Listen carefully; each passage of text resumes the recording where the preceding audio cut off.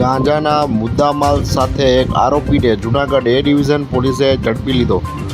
જૂનાગઢ સુખના ચોક જમાલવાડી પિશોરી ફળિયા મકરાણી જિલ્લામાં રહેતો ગોદુ રફીક મકરાણી પોતાના મકાનમાં ગેરકાયદેસર રીતે ગાંજાનો જથ્થો રાખી વેચાણ કરે છે, જે હકીકતના આધારે એનડીપીએસ એક્ટની જોગવાઈ મુજબ એ ડિવિઝન પોલીસે રેડ કરતા ₹9,560નો કુલ 956 ગ્રામ કેનાબિસ ગાંજા સાથે એક આરોપીને પકડી એનડીપીએસ એક્ટની કલમ 8C મુજબ ગુનો નોંધેલ છે, જ્યારે રફીક મોહમ્મદ મકરાણીને પકડવા પોલીસે તપાસ હાથ ધરી છે।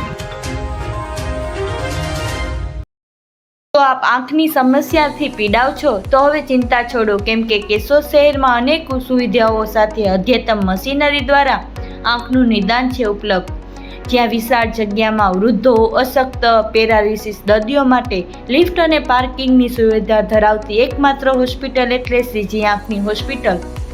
અહીં ટાંકા, ટેપા, ઇન્જેક્શન વગેરે તેમજ પાટાપટ્ટી વિના અત્યંત આધુનિક ફેકો મશીનથી ફક્ત ટીપા પાડીને મોતિયાના ઓપરેશન તેમજ ફરી વેલ ના થાય તેવા ટાંકા વિનાની પ્લાસ્ટિક સર્જરી થાય છે।